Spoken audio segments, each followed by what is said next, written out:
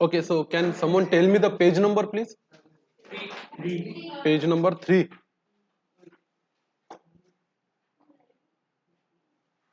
तो हम पढ़ रहे थे कल डिसोल्यूशन तक, फीचर्स ऑफ पार्टनरशिप हमने पढ़ लिए थे, बराबर है ना? आइए थोड़ा इससे पहले कि हम पार्टनरशिप की अकाउंटिंग करें, अकाउंटिंग हमें आती है, मैं आपको बार बार बता रहा हूँ, अकाउंटिंग में बहुत नया नहीं सीखना है आपको इस यूनिट में। अकाउंटिंग वैसी ही करनी है जैसी कि अक्सर किया करते थे, वही ट्रेडिंग अकाउंट बनाना है, वही पीएनएल बनाना है, वही क्या बनाना है, बैलेंस शीट बनानी है। कुछ बाकी चीजें related to the partnership that you should know. आइए देखते हैं पार्टनरशिप डीड का मतलब क्या होता है। दिख रहा है सबको क्लियर? वैसे आपके पास टेक्स्ट बुक है, आप उसमें देखो ज्यादा अच्छा। The document containing the partnership agreement among the partner is called as a partnership deed. Agreement किस में हो रहा है बेटा? among the partners, पार्टनर आपस में जो एग्री कर रहे हैं, जो भी तय कर रहे हैं, इसका जो डॉक्यूमेंट है इसको हम क्या बोलेंगे? Partnership deed. देखो ऐसा दिखता है बाजू में, 100 रुपए के स्टैम्प पेपर पे आप लिखा सकते हो इसको। भारत सरकार का इस पे क्या रहता है? ऑफिशियल स्टैम्प रहता है। और एक पार्टनरशिप डीड, आप इसमें सब अपनी डिटेल लिख सकते हो। My name is son of daughter Neeraj, Dinesh, Dheeraj, जो भी पार्टनर के नाम है उनके Aadhaar card, PAN card, address, mobile number, ये सब कुछ आप इसमें मेंशन कर सकते हो। और नीचे एक बहुत लंबा डॉक्यूमेंट बना सकते हो जिसको आप बोलोगे terms and conditions of the partnership, कि हम लोग आपस में इतना सब कुछ एग्री करते हैं। फिर आपको जो उचित लगे वो चीजें उसमें लिख सकते हो कि आपके आपस में रिलेशन कैसे रहेंगे और आपने क्या आपस में एग्री किया है। आगे देखो, it contains the terms and condition which are agreed upon by all the partners. ऐसा होता है कि अगर 3 4 या 5 लोग पार्टनरशिप कर रहे हैं तो हर एक टर्म और हर एक कंडीशन सबको एग्री होनी चाहिए। An agreement may be return और ओरल। महाराष्ट्र में कैसा कंपलसरी है? रिटर्न और रजिस्टर्ड। रिटर्न भी होना चाहिए और रजिस्टर्ड भी होना चाहिए। मतलब लिख के आपने आपके ऑफिस में रख लिया तो वो भी अलाउ नहीं है। आपको किसके पास रजिस्टर कराना है उसको? रजिस्ट्रार ऑफ पार्टनरशिप के पास। हमारे यहाँ पे यवतमाल में उसका ऑफिस नहीं है, पर नागपुर में है। नागपुर ऑफिस से इसका रजिस्ट्रेशन होता है। आरओसी के 2 ऑफिस है महाराष्ट्र में, एक है पुणे में, एक है मुंबई में। इसी तरह पार्टनरशिप के ज्यादा ऑफिस है, one of the office is in Nagpur. But when it is written it is called as a deed. लिखा तो ही डीड है। डीड का मतलब ही होता है दस्तावेज। ओरल का कोई दस्तावेज होता नहीं है, तो लिखा तो वो बन जाएगी deed. The partnership act doesn't make it compulsory to have a written agreement. बहुत इंपॉर्टेंट चीज बताई गई है। कानून ने ये नहीं बोला कि आपका एग्रीमेंट कैसा होना चाहिए, रिटर्न। कानून को तो कैसा भी चलता। भारत सरकार का जो कानून है, द इंडियन पार्टनरशिप एक्ट 1932, ये बोलता है कि आप आपस में एग्री कर लो, चाहे लिखो चाहे मत लिखो, लिख के रजिस्टर करो चाहे ना करो, आपकी पार्टनरशिप लीगल है, वैलिड है और लेजिटिमेट है। पर महाराष्ट्र में उसको लिखना भी पड़ता और उसको रजिस्टर कराना भी पड़ता। However, in case of a dispute among the partner, it is always in the best course to have a written agreement duly signed by all the respective partner and registered under the act. अगर आपके कभी dispute होते हैं, अब partnership का दूसरा नाम है डिस्प्यूट, जहां जहां पार्टनरशिप होगी वहां वहां क्या होगा? डिस्प्यूट। ऐसा कहा जाता है बिजनेस वर्ल्ड में, पार्टनरशिप बनती ही है टूटने के लिए। कोई पार्टनरशिप हस्बैंड और वाइफ की छोड़ के जन्मों जन्मों तक चलती नहीं है। सगे भाइयों की तक पार्टनरशिप कभी ना कभी टूटती है। बाप बेटे की तक क्या टूटती है? पार्टनरशिप। सिर्फ अगर हस्बैंड वाइफ की पार्टनरशिप रहे तो उसमें बहुत कम चांस है कि वो टूटे, until and unless they get divorce and get separated. Otherwise जितने भी हमारे भी पर्सनल लाइफ के एक्सपीरियंस है, कोई हर पार्टनरशिप, चाहे फैमिली की हो, फैमिली के बाहर के लोगों की हो, कभी ना कभी तो इसको डिस्प्यूट आना ही है और ये टूटना ही है। और ऐसे वक्त में सबसे ज्यादा जरूरी है कि आपका एग्रीमेंट कैसा रहे बेटा? रिटर्न रहे। और उस पे सभी पार्टनर की क्या होनी चाहिए? सिग्नेचर होनी चाहिए। ये तो फिर लोग फिर नट जाते हैं, ऐसा बोला ही नहीं था, फिर एक दिन तो तुमने देखो बोला था कि हाँ तुमको 10,000 रुपये कैसे मिलेंगे, ज्यादा मिलेंगे, फिर इसलिए तो मैंने रख लिए। और फिर बहुत सारे डिस्प्यूट्स आते हैं, बहुत सारे वाद विवाद होते हैं। और पार्टनरशिप टूटना बड़ा पेनफुल होता है। बनाना जितना आनंददायक और आह्लाददायक होता है, पार्टनरशिप का टूटना उतना ही क्या होता है? दर्दनाक होता है। इतना आसान नहीं है। बहुत डिस्प्यूट आते हैं रियल लाइफ में, आप देखो कि लिटरली झगड़े होते हैं। हमारे ऑफिस में हमने देखे कि अब पार्टनर आते हैं, पहले एक पार्टनर आता है वो अपनी आप बीती सुनाता है, फिर दूसरा आता है वो अपना वर्जन सुनाता है, फिर तीसरा आता है उसका वर्जन दोनों से अलग ही रहता है, वो कुछ और ही बातें बताता। और फिर हम सब सुन सुन के पागल हो जाते हैं। फिर उनका पर्पज एक ही रहता है कि भाई आप सीईओ, आप कम से कम हमारा हिसाब बराबर करके दो। वो बोलता है कि नहीं नहीं मेरे साथ देखो, मेरे पैसे का नुकसान नहीं होना चाहिए, दूसरा बोलता है मेरा नहीं होना चाहिए, तीसरा बोलता है मेरा नहीं होना चाहिए।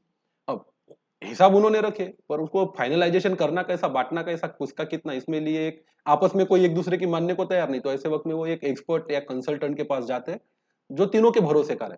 तो बोलते सर आप देखो, आपको जैसा ठीक लगता प्लीज आप बताओगे, वैसा हम मानने को तैयार है, आप बताओ फिर किसका कितना शेयर आता है, कौन कितना नुकसान भुगतेगा और किसके सर पे कितना खापर फूटेगा इस पूरे फेल्यूअर पार्टनरशिप का। फिर हम बैठते करते सुलह करते, इसको हम कंसल्टेंसी सर्विसेज भी बोलते हैं कि आइए हम बना भी देते हैं पार्टनरशिप और आपकी पार्टनरशिप तोड़ भी देंगे। जैसे लॉयर होता है जो शादी लगा भी देता है और बाद में शादी तोड़ भी देता है, ऐसा ही होता है ये कुछ। आइए देखते हैं आगे।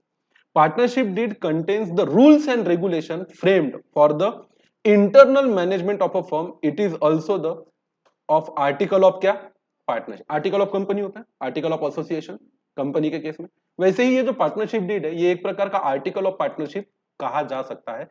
इसमें किस नियम और किस कानून के तहत और किन मुद्दों पे हमने पार्टनरशिप की है, किस आधार पे ये पार्टनरशिप चलानी है, उसके बारे में हर चीज लिखी हुई होगी। कंटेंट्स क्या क्या होने चाहिए, स्टैंडर्ड कंटेंट है, आप चाहो तो इसको बढ़ा भी सकते हो। Name and the address of a firm and main business. तो लिखो कि भाई पार्टनरशिप कर रहे हो तो आपके फर्म का नाम क्या होगा और आपका मेन बिजनेस क्या है। बाद में तो बिजनेस को बढ़ा भी सकते हैं, जैसे हम पहले मेडिसिन बेच रहे थे, बाद में हमने चाहा कि हम कॉस्मेटिक भी बेचेंगे, तो यू कैन ऐड दैट, पर मेन बिजनेस आपका क्या है, मेडिसिन बेचेंगे। Nature and address of all partner, name and address of all partners and duration of a partnership. Generally ये ड्यूरेशन ऑफ पार्टनरशिप नहीं लिखा तो इसका मतलब होता है कि एज लॉन्ग एज आप लोग एग्री नहीं करते कि पार्टनरशिप तोड़नी है, उस दिन तक आपकी क्या चलती रहेगी, पार्टनरशिप। नहीं तो कभी कभी पार्टनरशिप का ड्यूरेशन भी होता है। अब ड्यूरेशन टाइम स्पेसिफिक हो सकता है या जॉब स्पेसिफिक।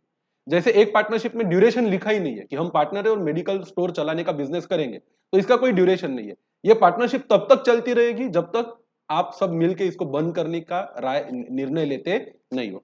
या तो फिर जैसे ठेकेदार लोग या कॉन्ट्रैक्टर लोग पार्टनरशिप करते हैं तो उसका ड्यूरेशन टाइम में नहीं होता। जैसे एक कॉन्ट्रैक्टर को फ्लाईओवर बनाने का काम मिला, रेलवे ब्रिज का।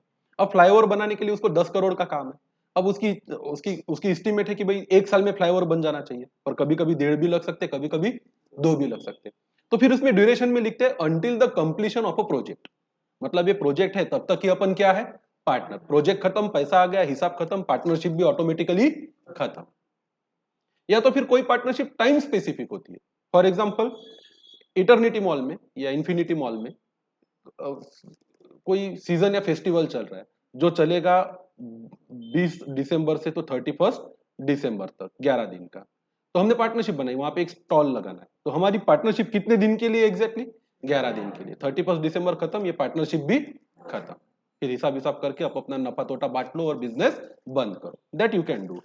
अगला है ratio in which profit and losses are to be shared, sorry third है capital contribution of all the partners. इसमें लिख दो कि कौन कितना कैपिटल लाएगा, ए कितना लाएगा, बी कितना लाएगा, सी कितना लाएगा, या लाने वाला है, या एग्री किया है, या ला चुका है। उसके बाद होता है ratio in which the profit and loss are to be shared. ये लिखा तो वो रेशियो मान्य रहेगा, और नहीं लिखा तो इक्वल रेशियो, बराबर है ना। Rights and duties and liabilities of a partner, किस पार्टनर के क्या अधिकार रहेंगे, किसकी क्या ड्यूटी रहेगी और किसकी क्या लायबिलिटी रहेगी, सब लिख सकते हो। जैसे राइट्स में आप लिख सकते हो हर पार्टनर को दुकान में आने का, हिसाब देखने का, माल गिनने का, कस्टमर से बात करने का और day to day business activity conduct करने का अधिकार है।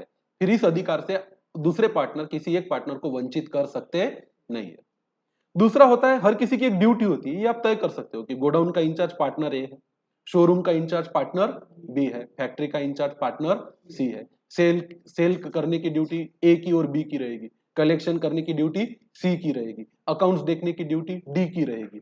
जो भी है आप उनकी ड्यूटीज को तय कर सकते हो। और लायबिलिटीज, लायबिलिटीज मतलब अगर सेल गोडाउन की जिम्मेदारी पार्टनर सी की है और वहां पे कोई शॉर्टेज आ गया तो फिर वो सारा नुकसान पूरे बिजनेस को कौन भर के देगा, सी भर के देगा। ये आपको जिम्मेदारी। बैंक अकाउंट मैनेज करना अगर डी का काम है, तो अगर कर बैंक के हिसाब में कोई गड़बड़ हो गई या बैलेंस नहीं मिला या किसी को गलती से पैसा चला गया और वो पैसा रिकवर नहीं हो सका तो फर्म का नुकसान हुआ, तो ये डी लायबल रहेगा, क्योंकि पूरी जिम्मेदारी किसकी है, डी की। तो आप जो भी चाहते हो जैसे भी हिसाब से आपका बिजनेस चले, इन हर चीज को, राइट्स को, ड्यूटीज को और लायबिलिटी को डिटेल में, चाहे हिंदी में, चाहे मराठी में या अंग्रेजी में या आपकी कोई भी रीजनल लैंग्वेज में, अपने डीड में लिख सकते हो।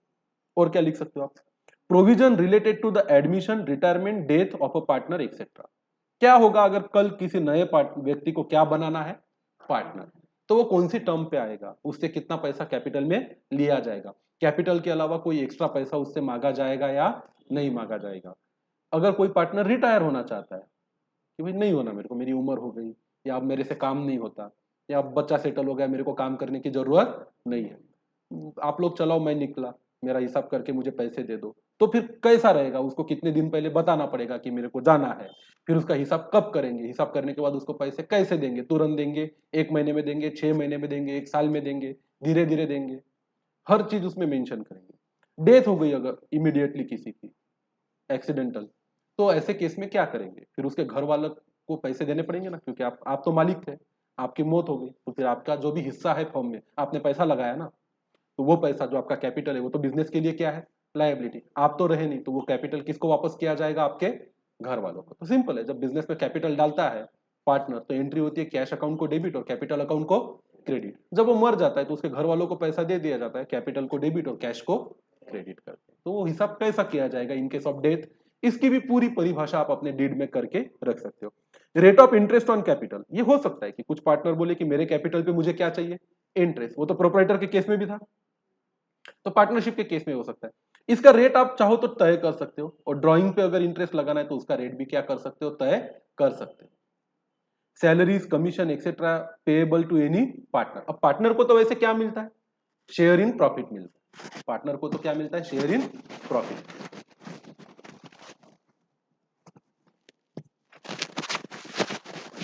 पर ये भी तो हो सकता है ना कि कोई पार्टनर बोले कि मेरा काम थोड़ा ज्यादा है, मतलब प्रॉफिट में तो मुझे शेयर चाहिए, पर मैं मेहनत भी ज्यादा करता हूँ, तो प्रॉफिट में शेयर के अलावा मुझे मेरी क्या चाहिए, सैलरी भी चाहिए, क्योंकि मैं एज अ पार्टनर भी रहूंगा और एज अ एम्प्लॉय भी रहूंगा।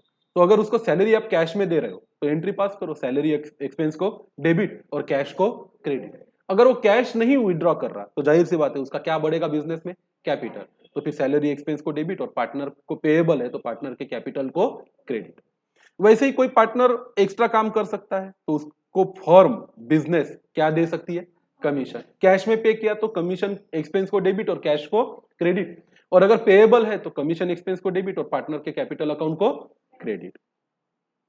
Settlement of account on dissolution of firm, जैसे पार्टनर का एडमिशन हो सकता है, रिटायरमेंट हो सकता है, डेथ हो सकता है, वैसे समय आने पे आप अपनी पार्टनरशिप फर्म को क्या कर सकते हो, डिसॉल्व भी कर सकते हो, बंद कर सकते हो। ऐसे वक्त में सेटलमेंट कैसे होगा, methods of settlement of dispute among the partner. फिर पहले इसमें लिख देते हैं कि किन, जैसा लोग बिजनेस करते हैं, आप अभी बहुत बच्चे हो, आपकी उम्र ज्यादा नहीं है, पर जैसे जैसे आपकी एज बढ़ेगी आप और मैच्योर्ड पब्लिक लाइफ जियोगे। पब्लिक लाइफ मतलब क्या, आम जनता से व्यवहार करना। अभी आपका ताल्लुकात नहीं आता है, अभी आप प्रोटेक्टेड एनवायरनमेंट में रहते हो, सारी झंझट, सारी मुसीबतें और सारा व्यवहार जो है वो कौन संभालते हैं, आपके पेरेंट्स संभालते हैं। पर जैसे जैसे आपकी एज बढ़ेगी धीरे धीरे आपके पब्लिक अफेयर्स बढ़ते चले जाएंगे, आपका आम लोगों से मिलना जुलना बढ़ेगा, आपका एक्सपीरियंस भी बढ़ेगा, तो आपको भी समझ में आ जाएगा कि कुछ लोग मिलके जब बिजनेस करते हैं तो उसमें किन किन बातों पे क्या हो सकते हैं, डिस्प्यूट। तो आपको लगता है कि इस बात को लेके कल परसों पार्टनर में क्या लग सकते हैं, झगड़े लग सकते हैं। एक आधा काम कर दिया, बाकी लोगों को शायद वो नहीं पटा। ऐसे केस में क्या करना चाहिए, जैसे कि सिंपल बात है, देखो एक्स नाम का हमारा एक कस्टमर है, अब 3 पार्टनर है, ए बी और क्या, सी। ए का बोलना है कि एक्स बहुत अच्छा इंसान है, इसको उधारी में माल बेचते हैं। बी और सी का बोलना है नहीं नहीं उसका व्यवहार अच्छा नहीं है, वो पैसा डुबाएगा। ए बोलता है कोई बात नहीं, नहीं डुबाएगा, मेरी गारंटी पे बेचो, मुनाफा अच्छा होगा और माल भी बिकेगा। बी और सी ने बोला देख बो, अब तू बोलता है तो बेच रहे, पर अगर उसने पैसा डुबाया तो क्या, तो ये बोले मैं उसकी क्या लेता हूं, गारंटी लेता हूं। फिर एक दिन सच में एक्स ने क्या डुबा दिया, पैसा।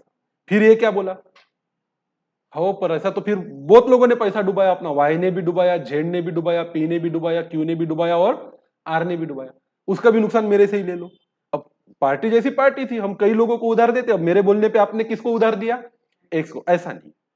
तो इसमें डिस्प्यूट कब होगा, जब एखादे का पैसा डूब गया और उसकी गारंटी एक पर्सनल पार्टनर ने ली है। तो फिर इसमें लिखेंगे कि अगर आप एज अ पार्टनर किसी कस्टमर की गारंटी लेते हो कि उसको उधार माल दिया और उसने माल पैसा डुबाया, तो वो पैसा बिजनेस किससे वसूल करेगी, ए से। तो हम जब उसका पैसा डूबेगा एक्स का, तो एंट्री वैसे क्या पास करनी चाहिए, बैड डेट को डेबिट और एक्स को क्रेडिट। पर हम ऐसी एंट्री पास नहीं करेंगे, हम एंट्री पास करेंगे ए के कैपिटल को डेबिट और एक्स को क्रेडिट, तो एक्स का अकाउंट ऑटोमेटिकली नील हो जाएगा।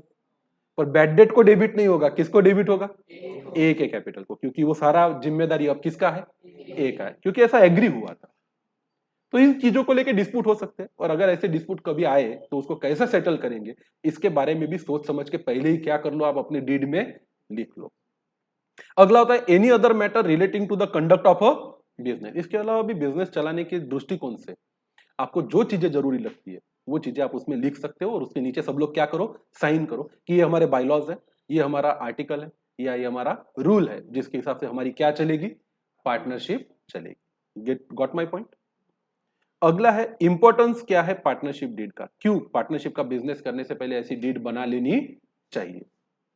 Partnership deed is a very important document because it is a written agreement which contains all the terms and condition of a partnership of a business। पहले तो ये इसलिए important है क्योंकि यही एक दस्तावेज है जिसमें सारी की सारी टर्म्स और क्या लिखी हुई है, कंडीशंस। आगे लिखते हैं लोग, it forms the basis of a mutual relationship among the partner. हमारे आपस में जो संबंध है एज अ पार्टनर, उस संबंध का जो बेसिस है, इसके बारे में हर एक डिटेल चीज किसमें लिखी हुई होगी, पार्टनरशिप डीड में। Moreover partnership deed regulates the right duty and liability of all the partner. उसी डॉक्यूमेंट में लिखा हुआ है आपके अधिकार क्या है, आपकी ड्यूटी क्या है और आपकी लायबिलिटी क्या है। So by having a partnership deed partners dispute in future may be avoid. लिखा हुआ होगा तो बहुत ज्यादा चांसेस है कि आपके डिस्प्यूट को आसानी से आप रिजॉल्व कर सकते हो। डिस्प्यूट अगर रिजॉल्व हो गए तो अच्छी बात है, नहीं हुई तो रिजॉल्व नहीं हुए तो फिर एक ही होता है क्या, डिजॉल्व। या तो डिस्प्यूट रिजॉल्व करो या तो पार्टनरशिप को डिजॉल्व। फिर लोगों की एक दूसरे के साथ बनती नहीं, पट्टी नहीं, मतभेद आ गए तो फिर वो बिजनेस करने में कोई मजा रहता नहीं। Hence it is always in favor to have a written agreement, that is a partnership deed, duly signed by all the partner and registered under the Indian Partnership Act। आप ओरल कर सकते हो, आप कर सकते हो रिटर्न, या आप कर सकते हो रिटर्न एंड रजिस्टर्ड। सबसे बेहतर क्या होता है, रिटर्न भी रहे और रजिस्टर्ड भी रहे। Provision of Indian partnership act 1932 कानून क्या बोलता है। अब जब आप डीड बनाओ तो डीड कभी किससे ऊपर नहीं हो सकती, कानून से ऊपर नहीं हो सकती। डीड बनेगी आपकी पर वो किसको पकड़ के चलेगी, कानून को। क्या लिखता है कानून, eight the time of formation of a partnership. ये पढ़ना इसलिए जरूरी है क्योंकि अभी तक आप एंट्री अकाउंट के नियम से कर रहे थे, अब आपको अकाउंट के नियम से भी एंट्री करनी है और कानून के नियम से भी एंट्री करनी है। अकाउंटिंग करने से पहले अकाउंटिंग के नियम तो समझने पड़ेंगे, और जैसे कंपनी अकाउंट पढ़ोगे आगे चल के तो कंपनी के कानून क्या कहते हैं ये भी सीखना पड़ेगा। तो पार्टनरशिप के कानून को भी ध्यान में रखना पड़ेगा। क्या कहता है कानून, वेरी इंपॉर्टेंट है। At the time of formation of a partnership firm a document is prepared called as a partnership deed and all the terms and condition are mentioned into the deed, but if partnership is deed is silent about any point, सबसे important point है, highlight करेंगे इसको। Partnership deed is silent about any point. कोई चीज हमसे छूट गई, किसमें लिखना छूट गई, पार्टनरशिप डीड में। जैसे कि सीधा एग्जांपल है, profit sharing ratio partnership deed में लिखा नहीं तो बाद में वादे होंगे। जिस पार्टनर ने पैसे ज्यादा लगाए वो तो सबसे पहले झंडा लेके खड़ा हो जाएगा कि पैसा मेरा ज्यादा है तो प्रॉफिट भी मुझे ज्यादा मिलना चाहिए, और वो दिखाएगा देखो डीड में तो लिखा ही नहीं है। तो उसको डीड में अगर कोई चीज लिखने से छूट गई तो उसको क्या दिखाने का, पार्टनरशिप एक्ट 1932। तो ये कानून आपका तब साथ देगा जब एक आधी चीज आपसे लिखना छूट जाती है डीड में। ऐसी कौन सी चीजें हो सकती है, देखते हैं। If the partnership deed is silent about any point, then this issue is solved as per the provision of a Partnership Act. Section 12 and 17 are made applicable to decide the following issue। इसमें दो section है, section number 12 और section number कौन सा, 17। ये कहता क्या है, इसको ध्यान से पढ़ना है।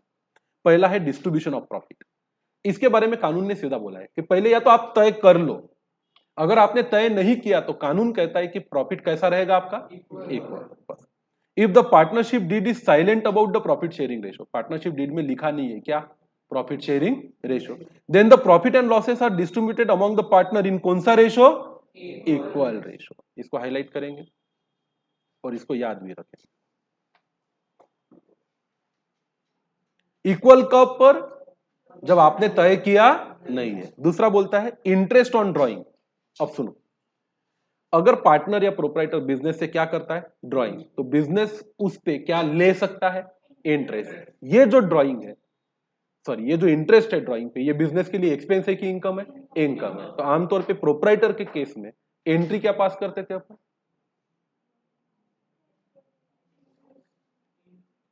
कैपिटल अकाउंट को डेबिट और इंटरेस्ट ऑन कैपिटल को क्रेडिट। पार्टनर से, ओनर से लेना है इसलिए उसके कैपिटल अकाउंट को डेबिट, और इंटरेस्ट हमारी इनकम है इसलिए इंटरेस्ट ऑन ड्राइंग को क्रेडिट। अब पार्टनरशिप के केस में क्या एंट्री पास करोगे? पार्टनर के कैपिटल अकाउंट को डेबिट और interest on capital, sorry, interest on drawing को क्रेडिट। यही एंट्री होगी, एंट्री बदलने वाली नहीं है। पर क्या हर पार्टनरशिप में ड्राइंग पे इंटरेस्ट लिया ही जाना चाहिए क्या? आप तय कर सकते हो, लेना है तो ठीक और नहीं लेना है तो ठीक। लेना है तो कहां लिखना पड़ेगा? डीड में। और डीड में नहीं लिखा, इसका मतलब क्या है? इंटरेस्ट मिलेगा नहीं। अब इंटरेस्ट लेना है या नहीं लेना, ये लिख भी सकते और ये नहीं भी लिख सकते। अगर लिख दिया कि इंटरेस्ट लेना है तो फिर रेट की बात आती है। अगर लिख दिया कि क्या लेना है ड्राइंग पे, इंटरेस्ट, तो फिर रेट की बात आएगी। तो इसमें भी दो चीजें हो सकती है। ये तो लिखा पार्टनरशिप डीड में कि इंटरेस्ट लेंगे हम ड्राइंग पे, पर क्या मेंशन नहीं किया? रेट मेंशन नहीं किया, फिर झगड़े होंगे। इसके लिए फिर कानून आपका साथ देगा। कानून क्या कहता है देखो, as per the provision of Indian partnership act, if the date of a drawing is not given then the average of 6 month interest is charge on क्या? ड्राइंग। ये लिखा है, इसमें बहुत ज्यादा डिटेल में नहीं लिखा, पर मैं आपको एक चीज बता देता हूं, याद रखना। Interest on drawing firm partner से तभी ले सकती है जब इसके बारे में उल्लेख किया गया हो। किसमें? पार्टनरशिप डीड में। अगर आपने पार्टनरशिप डीड में पहले लिखा ही नहीं कि ड्राइंग पे क्या लगेगा, इंटरेस्ट लगेगा, तो बाद में ड्राइंग पे इंटरेस्ट लगा सकते नहीं। अगला दिया है इंटरेस्ट ऑन पार्टनर्स लोन। अब देखो, बिजनेस को पैसों की जरूरत है। 3 पार्टनर थे, ए, बी और सी। तीनों ने तय किया प्रॉफिट इक्वल बांटेंगे और सब लोग 2 लाख 2 लाख 2 लाख लगाएंगे। तो बिजनेस का कैपिटल कितना आ गया? 6 लाख। बोलो जर्नल एंट्री बताओ। बैंक अकाउंट को डेबिट कितना? 6 lakh. To A's capital 2 lakh, to B's capital 2 lakh, to C's capital 2 lakh. अब ऐसा हुआ कि बिजनेस बहुत अच्छा चलने लगा और उनको ऐसा लग रहा है कि और पैसे होते ना तो और मजा आता, क्योंकि बिजनेस में तो सिंपल रूल है, पैसा लगा और पैसा कमाओ। बिजनेस को और 5 लाख रुपए की जरूरत है। पार्टनर लोगों ने मीटिंग की, बोलते कि चार, मान के चलो 6 लाख और चाहिए, तो 3-3 लाख रुपए लाते, 2-2 लाख रुपए और लाते। पर उसमें से ए और बी बोलते कि यार बिजनेस सही चल रहा है और अब हमारे पास लगाने के लिए क्या नहीं है? पैसा। सी ने बोला कोई बात नहीं, पैसा मैं लगाता, क्योंकि बिजनेस बढ़ना चाहिए, पर मैं पैसा एज अ कैपिटल नहीं लगाऊंगा। मैं सी बिजनेस को, मतलब फर्म को क्या दूंगा? लोन। तो बिजनेस के बैंक अकाउंट में 6 लाख रुपए आए। किसके अकाउंट से? सी के पर्सनल अकाउंट से। एंट्री क्या पास होगी? बैंक अकाउंट को डेबिट और लोन फ्रॉम सी को क्रेडिट। तो पार्टनर जो है वो बिजनेस को कैपिटल भी दे सकता है और क्या दे सकता है? लोन। अगर लोन दिया है पार्टनर ने, किसको? बिजनेस को, तो ये दे भी सकता है, नहीं भी दे सकता, इसके बारे में कोई लिखने की जरूरत नहीं है। पार्टनरशिप डीड में लिख भी सकते कि बिजनेस को जरूरत हो तो पार्टनर से क्या लिया जा सकता है? लोन। और लिखा तो भी ठीक है तो भी ले सकते हो, नहीं लिखा तो भी ठीक है। पर अगर ये लिख दिया कि जरूरत है तो क्या लिया जा सकता है? लोन, तो ये भी लिखना पड़ेगा कि उसका रेट ऑफ इंटरेस्ट क्या रहेगा, क्योंकि पार्टनर लोन फोकट में तो नहीं देगा। पार्टनर प्रॉफिट में शेयर तो लेगा, पर एज ए इंडिविजुअल कैपेसिटी वो बिजनेस को आपके क्या दे रहा है? लोन। तो वो अपने दिए हुए लोन पे क्या डिमांड करेगा बिजनेस से? इंटरेस्ट। ये तो बिजनेस के लिए इनकम है कि एक्सपेंस है? एक्सपेंस। तो बिजनेस अगर कैश में इंटरेस्ट पे करता है पार्टनर को, तो एंट्री क्या पास करेगा? इंटरेस्ट अकाउंट को डेबिट और कैश को क्रेडिट। पर अगर इंटरेस्ट कैश में पे नहीं किया जा रहा तो ये पेएबल है। किसको पेएबल है? सी को। तो क्या एंट्री पास करेंगे? इंटरेस्ट अकाउंट को डेबिट और सी के कैपिटल को क्रेडिट। सी का अकाउंट मतलब पर्सनल अकाउंट, मतलब सी का कैपिटल अकाउंट। पर बात आती है फिर रेट की। क्या लिखा है? If the partner provides additional amount to the business as a loan but rate of interest is not given. कहां नॉट गिवन? डीड में नॉट गिवन। देन इस पे कानून कहता है कि 6% per annum interest is allowed. अब सुनो, डीड में हमने लिख दिया कि पार्टनर अगर बिजनेस को लोन देगा तो उसको हम 10% से इंटरेस्ट देंगे। तो फिर कितने परसेंट से देना पड़ेगा? 10% से देना पड़ेगा। पर अगर डीड में लिखा ही नहीं है कि पार्टनर से लोन लिया तो इंटरेस्ट कितना परसेंट देने का, फिर एक दिन तो लोन देने वाला पार्टनर खड़ा हो जाएगा और अचानक ही बोलेगा मेरे को कितना परसेंट इंटरेस्ट चाहिए? 10%। तो फिर बाकी के पार्टनर बोल सकते हैं ना, 10% मिलेंगे नहीं। क्यों? क्योंकि हमने रेट के बारे में कोई तय किया नहीं था। पहले तो डीड में तय नहीं किया था, दूसरा लोन लेते वक्त भी तय नहीं किया था। अब इसका मतलब है कि जहां पे कुछ लिखा नहीं था हमने या कोई चीज छूट गई, तो अब हमारा साथ कौन देगा? Indian partnership act 1932। और कानून बोलता है कि अगर किसी पार्टनर ने लोन दिया बिजनेस को और इंटरेस्ट की बात नहीं हुई है, डीड में नहीं हुई है या लोन लेते वक्त नहीं हुई है, तो फिर उसको इंटरेस्ट मिलेगा, जरूर मिलेगा, पर कितने परसेंट से मिलेगा? 6%। Got my point? Interest on capital, if the partnership deed is silent about the interest on capital, then interest on capital is not allowed. अगर आपको कैपिटल पे इंटरेस्ट चाहिए तो पहले कहां लिखना पड़ेगा? डीड। डीड में लिख दो इंटरेस्ट ऑन कैपिटल मिलेगा, 5%, 10%, 12%, 16%, जो बोलोगे वो मिलेगा। पर अगर आपने डीड में लिखा ही नहीं कि पार्टनर के इंटरेस्ट पे पार्टनर को क्या दिया जाएगा, पार्टनर के कैपिटल पे पार्टनर को क्या दिया जाएगा? इंटरेस्ट। तो बाद में कोई भी पार्टनर बोल नहीं सकता कि मुझे मेरे कैपिटल पे क्या चाहिए? इंटरेस्ट।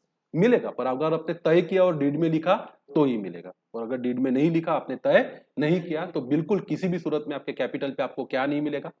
इंटरेस्ट मिलेगा ही नहीं। उसी तरह ड्राइंग पे, ड्राइंग पे अगर इंटरेस्ट लेना है तो कहां लिखना पड़ेगा? डीड में। अगर डीड में लिखा है, जो रेट से लिखा है उस रेट से बिजनेस ड्राइंग पे क्या लेगा? इंटरेस्ट। लिखा ही नहीं तो बाद में ड्राइंग पे भी क्या नहीं लगा सकते? इंटरेस्ट नहीं लगा सकते। Are you getting my point? Clarity आ रही कि कंफ्यूजन बढ़ आ रही है? चलो, इन सबको ध्यान में रखना है जब हम क्या करेंगे, इन सबकी अकाउंटिंग करें। सैलरी और कमीशन टू पार्टनर। एक आधा पार्टनर ये बोलता है कि मैंने तो काम ज्यादा किया, मेरे को ज्यादा सैलरी चाहिए, प्रॉफिट का शेयर तो अलग, पर मुझे पहले क्या चाहिए? सैलरी। मतलब सैलरी को डेबिट करो और मेरे कैपिटल को क्या करो? क्रेडिट। फिर पीएनएल बनाओ, फिर प्रॉफिट जैसा तय हुआ वैसा बांटो। ऐसा पार्टनर बीच में उठ के अपनी सैलरी या अपना कमीशन डिमांड कर सकता नहीं है। उसको सैलरी और कमीशन मिलेगा, पर कब मिलेगा? जब पार्टनर ने आपस में क्या किया है? एग्री किया है, वैसा तय हुआ है तो। As per the provision made in the partnership act, no salary or commission or allowance or any remuneration is to be given to any of the partner for any extra work done for the firm. Partnership act कहता है कि अगर कोई partner तीन लोगों में से extra work करता है, उसका दिल जरूर दुखता है कि काम ये साले दोनों कर नहीं रहे, काम सारा कौन कर रहा हूं? मैं। तो मुझे पैसा भी कैसा मिलना चाहिए? ज्यादा। पर प्रॉफिट तो ज्यादा मिलेगा नहीं, तो बोलते हैं मुझे कमीशन दे दो, मुझे अलाउंस दे दो, मुझे सैलरी दे दो। मिलेगा, पर तय किया है तो ही मिलेगा, तय नहीं किया तो नहीं मिलेगा। फिर चाहे काम ज्यादा करो या कम करो। However, if any provision is made in the partnership deed, then the partners are entitled to get a commission or salary as per the agreement. तो जैसा तय हुआ है वैसा मिलेगा, पर तय नहीं हुआ है तो नहीं मिलेगा। तो तय नहीं हुआ है तो क्या नहीं मिलेगा? Salary, commission, allowance, interest on capital नहीं मिलेगा। अगर क्या नहीं किया तो? तय नहीं किया तो। तय नहीं किया तो फर्म आपसे क्या नहीं ले सकती? इंटरेस्ट ऑन ड्राइंग भी। पर तय किया है तो ले सकती है। पर तय नहीं भी किया तो भी आपको एक चीज जरूर मिलेगी, क्या? Interest on loan. और वो भी कितना परसेंट से? 6%। चाहे आप तय करो चाहे ना करो। पर अगर पार्टनर ने इमरजेंसी में बिजनेस को क्या दिया? लोन। तो पार्टनर को बिना किसी एग्रीमेंट के भी 6% इंटरेस्ट लेने का क्या है? अधिकार है। कंफ्यूजन है कि क्लैरिटी? शाबाश। आगे, admission of a new partner. As per the provision of a partnership act 32, no outside person can be admitted into the firm as a partner without the consent of all other partner, without the consent of all other. अब partner है ए, B और सी। B और सी चाहते हैं कि D क्या बने? Partner. पर कौन नहीं चाहता? ए। तो बन पाएगा क्या? नहीं। जब ए, बी और सी तीनों चाहेंगे कि डी को क्या लेना चाहिए? पार्टनर, तभी डी क्या बन सकता है? पार्टनर। Got my point? चलो, फिर इतनी चीजें हैं जो आपको ध्यान में रखनी है। बस इसमें इंपॉर्टेंट एक है कि पार्टनर अगर लोन देता है बिजनेस को, तो बिना एग्रीमेंट के भी वो अपने इंटरेस्ट को डिमांड कर सकता है। कितना? 6%। पर अगर एग्रीमेंट है और एग्रीमेंट 12% का है, तो फिर उसको कितना परसेंट इंटरेस्ट मिलेगा? 12%। अब होता है कैपिटल अकाउंट कैसे मेंटेन करने का। कैपिटल अकाउंट तो कैपिटल अकाउंट होता है। अब आमतौर पे हम क्या करते हैं, प्रोप्राइटरशिप के केस में प्रोप्राइटर के दो पर्सनल अकाउंट होता है। एक होता है प्रोप्राइटर का कैपिटल अकाउंट और एक होता है प्रोप्राइटर का ड्राइंग अकाउंट। पार्टनरशिप में जनरली हम पार्टनर्स के ऐसे दो अकाउंट मेंटेन करते नहीं है। स्पेशली पार्टनर्स का ड्राइंग अकाउंट तो मेंटेन नहीं करते। पार्टनर का कैपिटल अकाउंट मेंटेन होता है। तो इसमें दो मेथड, पहली मेथड है फिक्स कैपिटल मेथड और दूसरा मेथड है फ्लक्चुएटिंग कैपिटल मेथड। तो मैं पहले फ्लक्चुएटिंग कैपिटल मेथड समझाता हूं। आपका जो कैपिटल अकाउंट है, पार्टनर का क्या है कैपिटल, तो तीन पार्टनर है तो कैपिटल ऑफ ए बनेगा, दो पार्टनर है तो कैपिटल ऑफ क्या बनेगा बी। अब इसका नाम है फ्लक्चुएटिंग कैपिटल मेथड। तो जैसे कि पहला दिन है बिजनेस का, ए ने 1 लाख रुपया दिया, बी ने 1 लाख रुपया दिया, एंट्री क्या पास करोगे, बैंक को डेबिट, ए को क्रेडिट कितना 1 लाख और बी को क्रेडिट कितना 1 लाख। अब मान के चलो ए ने बिजनेस से 2,000 रुपए विड्रॉ किए, कितने विड्रॉ किए 2,000, एंट्री क्या पास करोगे, ए के कैपिटल को डेबिट कितना 2,000 और बैंक को क्रेडिट कितना 2,000, विड्रॉ है। वैसे तो प्रोप्राइटर के केस में प्रोप्राइटर ड्राइंग करता था तो डेबिट कौन से अकाउंट को करते थे, ड्राइंग अकाउंट को, यहां कौन से अकाउंट को डेबिट करें कैपिटल। अब चलो साल चल ही रहा था, फाइनल अकाउंट करने लगे, ए के कैपिटल पे हमें 1,000 का इंटरेस्ट देना है, ए के कैपिटल पे 1,000 का क्या देना है इंटरेस्ट, और बी के कैपिटल पे भी 1,000 का क्या देना है इंटरेस्ट। एंट्री बताओ, इंटरेस्ट ऑन कैपिटल डेबिट और कैपिटल अकाउंट को क्रेडिट, तो ए के कैपिटल को क्रेडिट कितना 1,000 और बी के कैपिटल को क्रेडिट कितना 1,000। अब दोनों के ड्राइंग पे 500 रुपए का इंटरेस्ट लेना है। एंट्री बताओ, पार्टनर्स के कैपिटल अकाउंट को डेबिट, मतलब ए को डेबिट कितना 500, बी को डेबिट 500 और प्रॉफिट एंड लॉस अकाउंट को क्रेडिट कितना 1,000। तो यहां पे हो क्या रहा है, पार्टनर के पर्सनल अकाउंट में फ्लक्चुएट हो रही है फिगर, कैपिटल लाया तो 1 लाख भी उसी में गया, ड्राइंग किया तो उसी में गया, इंटरेस्ट ऑन ड्राइंग भी उसी में गया और इंटरेस्ट ऑन कैपिटल भी उसी में गया। इसके बाद प्रॉफिट बांटना है दोनों को, मान के चलो बिजनेस का प्रॉफिट है 50,000, तो 25,000 ए का और 25,000 बी का। एंट्री बताओ, प्रॉफिट एंड लॉस अकाउंट को डेबिट कितने 50,000, ए के कैपिटल को क्रेडिट कितने 25 और बी के कैपिटल को क्रेडिट कितने 25। यहां पे इस मेथड को बोलते हैं फ्लक्चुएटिंग कैपिटल मेथड। तो कैपिटल अकाउंट बनाओ और हर व्यवहार जो किससे जुड़ा हुआ है, पार्टनर से, ए से या बी से, वो सारे डेबिट और सारे क्रेडिट कौन से अकाउंट में करो, कैपिटल अकाउंट में करो। मतलब कैपिटल अकाउंट फ्लक्चुएट होता रहेगा, उसका डेबिट और क्रेडिट बैलेंस क्या होता रहेगा, कम और ज्यादा। फिर दूसरा है एक फिक्स कैपिटल मेथड। कौन सा मेथड है, फिक्स। अब देखो पहला दिन बिजनेस का, ए का कैपिटल अकाउंट, ए ने 1 लाख रुपए लगाए तो ए के अकाउंट को क्या कर दिए क्रेडिट, बी का कैपिटल अकाउंट, बी ने 1 लाख रुपए लगाए तो बी के कैपिटल अकाउंट को क्या कर दिया क्रेडिट। अब इसको छेड़ने का नहीं, ए के कैपिटल अकाउंट को नहीं छेड़ने का और बी के कैपिटल अकाउंट को नहीं छेड़ने का। फिर एक अकाउंट और बनाएंगे अपन, उसको बोलेंगे ए का current account, current account of क्या ए, और एक बनेगा करंट अकाउंट ऑफ बी। अब इसका मतलब है कि ए ने अगर विड्रॉ किया तो एंट्री क्या करेंगे, बैंक को क्रेडिट और ए को डेबिट, पर कौन सा अकाउंट, कैपिटल की करंट, करंट अकाउंट। बी ने विड्रॉ किया तो बी के कैपिटल अकाउंट को डेबिट। उसके बाद अगर प्रॉफिट भी बांटना है तो पीएनएल को डेबिट करेंगे और कैपिटल अकाउंट को क्रेडिट नहीं करेंगे। कौन से अकाउंट को क्रेडिट करेंगे, करंट अकाउंट। इसका भी प्रॉफिट बांटेंगे तो कैपिटल को क्रेडिट नहीं करेंगे, किसको करेंगे, करंट।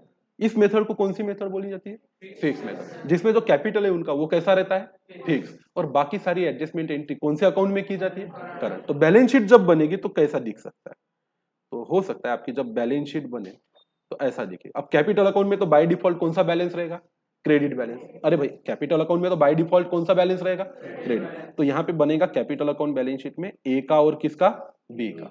ये जो फिक्स अमाउंट है ये यहाँ दिखेगी 1 लाख और कितनी 1 लाख, और साथ ही साथ बैलेंस शीट में ही क्रेडिट साइड में जैसे उन दोनों के कैपिटल अकाउंट दिख रहे हैं वैसे अगर क्रेडिट बैलेंस है तो करंट अकाउंट ए का और करंट अकाउंट किसका दिखेगा, बी का। अगर कौन सा बैलेंस है, क्रेडिट, हो सकता है करंट अकाउंट में कौन सा बैलेंस हो, डेबिट बैलेंस, पॉसिबल है ना। अब फिक्स कैपिटल लाया था वो 1 लाख रुपया, उसने ड्रॉइंग किए 10,000 पर, उसका प्रॉफिट का शेयर आया 5,000, ड्रॉइंग की कितनी 10 और प्रॉफिट का शेयर आया कितना 5। तो ऐसे केस में एक आधे पार्टनर के कैपिटल अकाउंट में कौन सा बैलेंस हो सकता है, डेबिट। कैपिटल अकाउंट के करंट अकाउंट, करंट अकाउंट। तो फिर किसी का करंट अकाउंट इधर भी दिख सकता है, कौन से साइड में, asset side.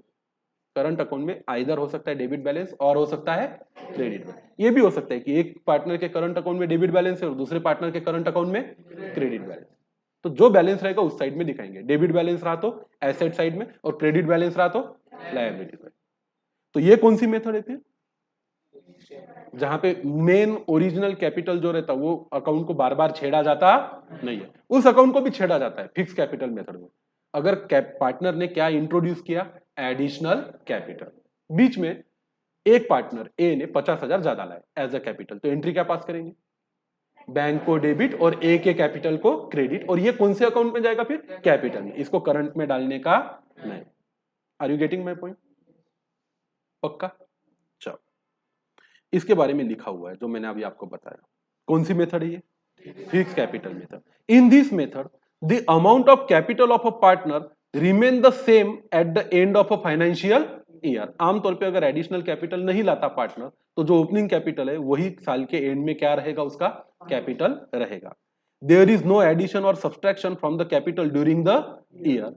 When this method is adopted, partner open a new account and name it as a partner's current account, and all the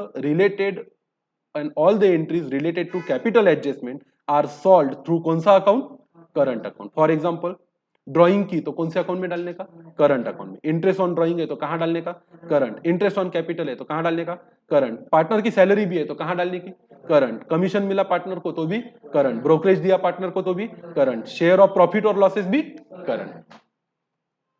तो ऐसा दिखता है proforma of fix capital method. Partners का कौन सा अकाउंट, कैपिटल। आपका जो balance BD रहेगा उसमें अगर एडिशनल कैपिटल लाया तो ही बढ़ेगा, एडिशनल कैपिटल इन कैन लाया तो ही बढ़ेगा, और वही बैलेंस साल के एंड में आपका दिखेगा, एक्स का और किसका, वाई का। तो आप चाहो तो ऐसे डबल कॉलम कैपिटल अकाउंट में बना सकते हो, एक्स का अलग बना सकते हो, वाई का अलग बना सकते हो, या तो पर्टिकुलर एक जगह पे एक कॉलम एक्स का और एक कॉलम वाई का। What my point? इसको होमवर्क मार्क करो। ये प्रोफार्मा आपको घर पे लिखना है, proforma of fix capital method या पार्टनर कैपिटल अकाउंट। ऐसा का ऐसा देख देख के लिख लेना है, समझाना था वो मैंने समझा दिया। जर्नल एंट्रीज भी समझ लो। When additional capital introduce, cash bank को डेबिट और पार्टनर के कैपिटल अकाउंट को क्रेडिट। या फिर when capital amount bought by the partner in form of क्या, एसेट, तो फिर एसेट अकाउंट को डेबिट और कैपिटल अकाउंट को क्रेडिट। अब देखते हैं पार्टनर का करंट अकाउंट क्या होता है। करंट अकाउंट कौन सी मेथड में मेंटेन करेंगे, फिक्स कैपिटल में, जहां कैपिटल अकाउंट को बार बार छेड़ेंगे नहीं। When fixed capital method is adopted by the partnership firm, new separate account is opened, that is a partner कौन सा account, current account. In this account, all the adjustment related to the capital are recorded. Partners current account may show the debit or credit balance. Current account में कोई भी balance दिख सकता है, या तो डेबिट या तो क्या, क्रेडिट। क्या क्या आएगा इसमें, drawing made by the partner in the current accounting year. Journal entry बताओ, बैंक को क्रेडिट और करंट अकाउंट को डेबिट। गुड्स और asset taken over by the partner, goods taken over हुआ तो एंट्री बताओ, करंट अकाउंट को डेबिट और गुड्स को क्रेडिट। असेट टेकन ओवर किया तो करंट अकाउंट को डेबिट और एसेट को क्रेडिट। इंटरेस्ट ऑन कैपिटल अगर हमने पार्टनर को दिया तो एंट्री बताओ, इंटरेस्ट ऑन कैपिटल को डेबिट और पार्टनर के करंट अकाउंट को क्रेडिट। इंटरेस्ट ऑन ड्रॉइंग अगर पार्टनर से लिया तो एंट्री बताओ, करंट अकाउंट को डेबिट और इंटरेस्ट ऑन ड्रॉइंग इनकम को क्रेडिट। सैलरी दी या दी तो कैश में जाएगा, पर अगर जनरली पार्टनर को कैश में सैलरी दी जाती नहीं है, उसको देना है ऐसा ही दिखाते हैं हमेशा हमेशा के लिए।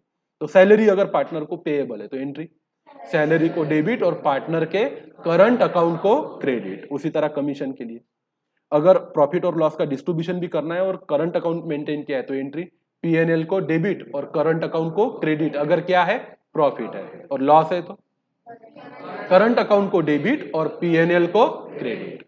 Getting my point? चलो, तो इसका जो पार्टनर का करंट अकाउंट का प्रोफार्मा है, ये भी आपके लिए आज क्या है, होमवर्क है। जैसा दिख रहा है वैसा का वैसा बना लेना प्रैक्टिस के लिए, ताकि जब प्रॉब्लम सॉल्व करना स्टार्ट करे तो आपको ज्यादा दिक्कत ना आए। और सिर्फ छापो मत, ये भी देख लो कि कोई चीज डेबिट हो रही है तो उसकी डबल एंट्री क्या होनी चाहिए। यहाँ पे interest allowed on partners capital की जर्नल एंट्री लिखी है, इसको भी आप क्या करोगे, होमवर्क। प्रोफार्मा भी होमवर्क है और जर्नल एंट्री भी क्या है, होमवर्क। वही जर्नल एंट्री है जो मैंने अभी अभी आपको सुनाई।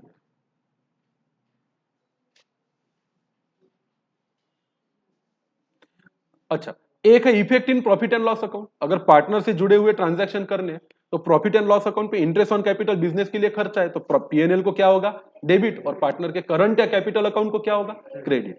सैलरी पे की पार्टनर को तो बिजनेस के लिए तो एक्सपेंस है तो पीएनएल में क्या होगा, डेबिट, और पार्टनर के करंट या कैपिटल अकाउंट को क्या होगा, क्रेडिट। वैसे ही कमीशन दिया तो पीएनएल को डेबिट, वैसे इंटरेस्ट ऑन ड्राइंग लिया तो पीएनएल को क्रेडिट और पार्टनर्स के करंट या कैपिटल अकाउंट को डेबिट।